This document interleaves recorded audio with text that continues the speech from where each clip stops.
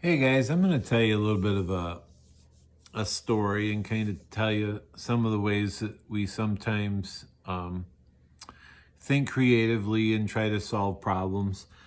Um, so there's a thing called brainstorming, and a lot of times when people are trying to figure something out, they'll have a brainstorming session. You know, like the car makers, they might say something like, "How could we make this car more attractive to people that might want to buy it?" And somebody might say, well, let's make it bright red, or let's make it these colors. And then eventually it gets around to some ideas like, well, what if we had a top that came down and folded up into the trunk, and then it was like a roadster, but then if it started to rain, the top could come back up.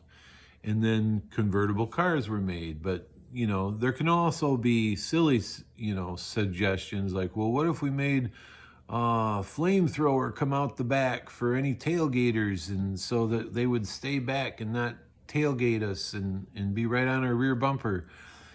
And although that might be tempting to put into a car, that wouldn't be very practical and it would be very dangerous. So in brainstorming, sometimes the rule is that there's no silly ideas while you're brainstorming, but then after you get done, you go through them and you kind of look at them and you're like, well, that's kind of silly, we can't do that. Or like the flamethrower, well, we can't really do that.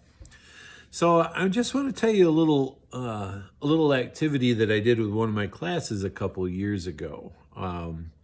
This year things are very different. So just something. So we were in school and having a class, and you have the typical, students, and a lot of times you have a student that says, oh, I hate school and I don't want to be here and I can't wait till vacation and so forth. And I wish we had a snow day and things like that. So as a teacher, and just out of curiosity and a problem solver, I got a group of my students around, and I said, well, let's do a brainstorming session, okay? And I said, let's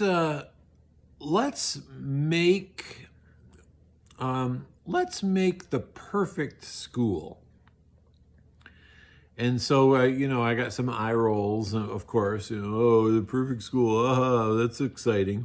I said, no, seriously, if you could just erase all the rules and erase all the things that we think of when we think of a school these days, and if you could do that, and you could make it any way you wanted to, like now, if you're complaining about school, this is your chance. I told them, I said, this is your chance to fix it. That's what creative problem solvers do, is they fix things. And sometimes they fix things that people don't think could ever be fixed. And sometimes it's really simple. It's something that no one even thought about. Anyway, and so we went on, and I wrote down some of their ideas. And so I took some of my students and I said, all right. And I went up to the board and I started, I put ideas, and I started to write them down. Ideas for the perfect school, the school that I would make or the students would make. And so, at first they were like, oh, very funny. Oh, you're just, and I said, no, I'm serious. Let's do this. And so some of the things that they said, the number one thing was, well, it needs to start later. I want to sleep in. It should start. And I said, well, when should it start? And they said, some of them said, well, it should start at 10. And some said noon. Some said, oh, it shouldn't start at all. But I said, now, come on now, this is the school that you're going to want to go to. So it does have to start. And so they said, and they had a bunch of different ideas, So, but they said, well, yeah, it just needs to start whenever we want to show up.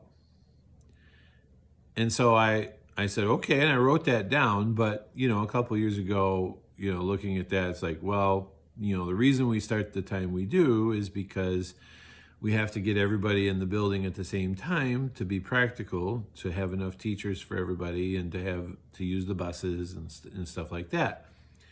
So then they said, well, yeah, but it shouldn't be the same time every day. It should be like a flexible schedule. Like I should be able to if I want science in the morning, I should be able to do science in the morning, and then if I want math in the afternoon after lunch, then that's when I should have it. And I said, okay. So I wrote down flexible schedule.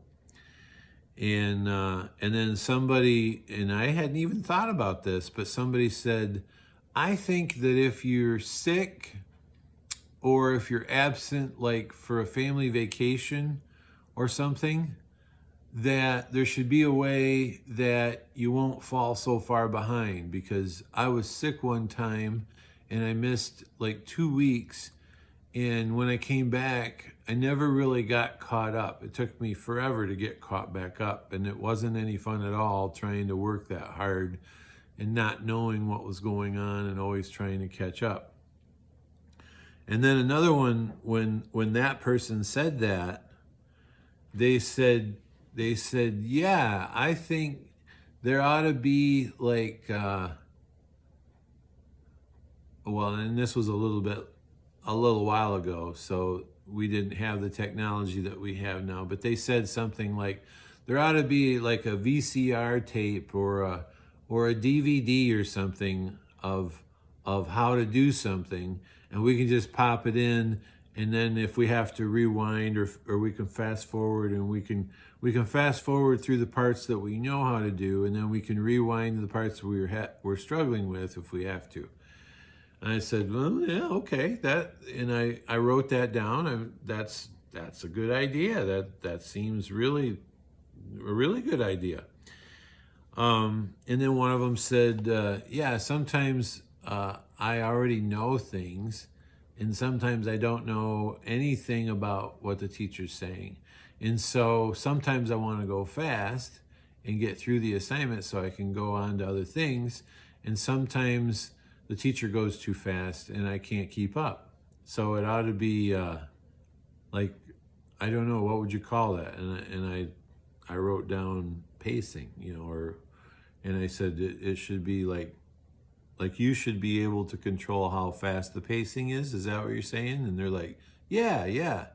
And I said, well, you realize that the teacher has to try to keep everybody kind of together just so nobody misses things and for grading purposes, right? And they kind of got that, but I said, but that's a good idea that if we figure out a way to do that. And then some of them said, I don't like to actually sit in the classroom. I think we ought to have couches. And I said, well, because at that time, we had like 30 kids in the classroom, and I said, well, I don't think 30 couches will fit in this room.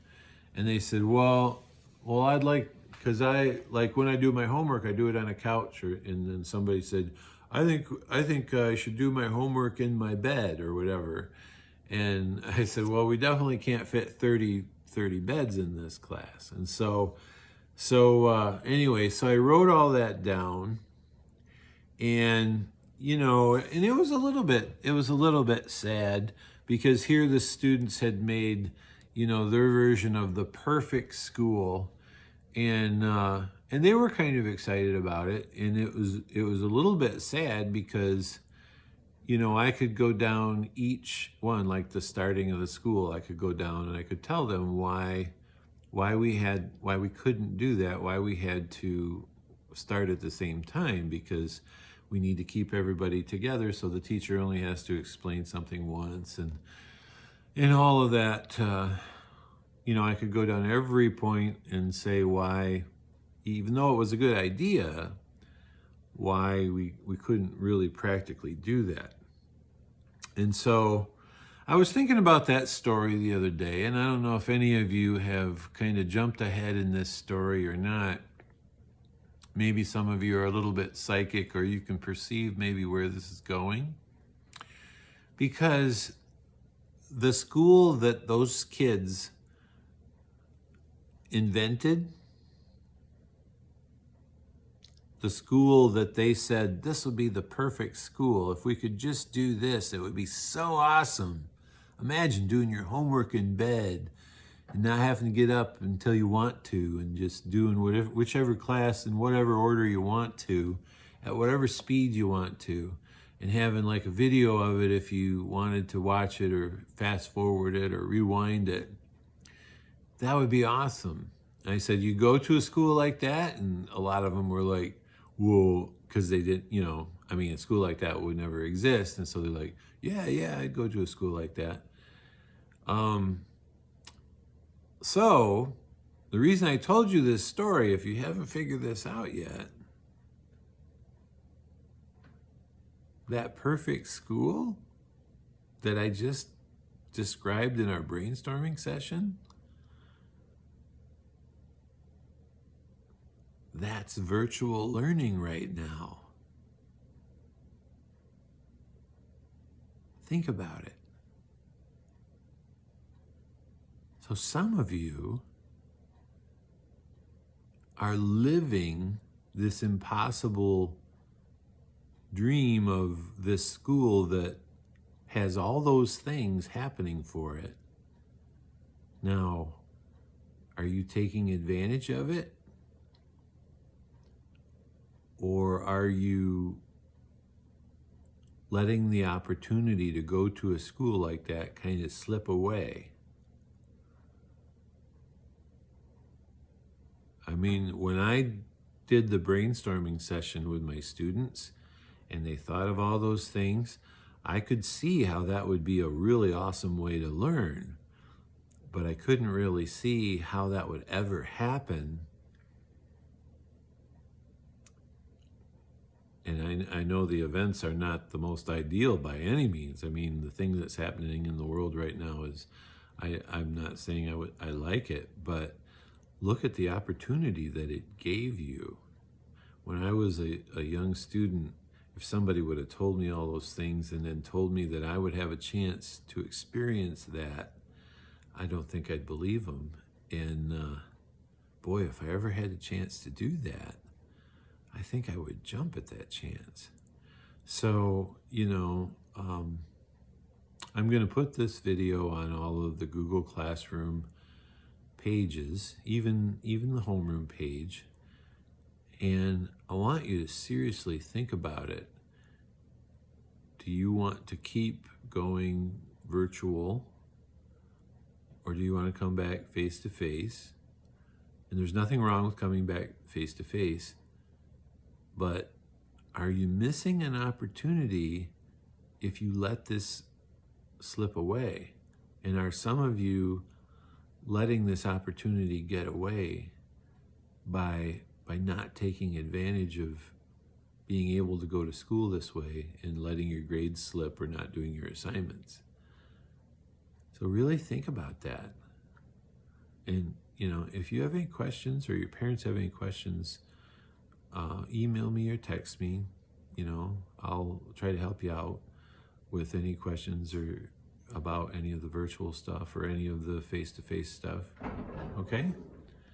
So think about that.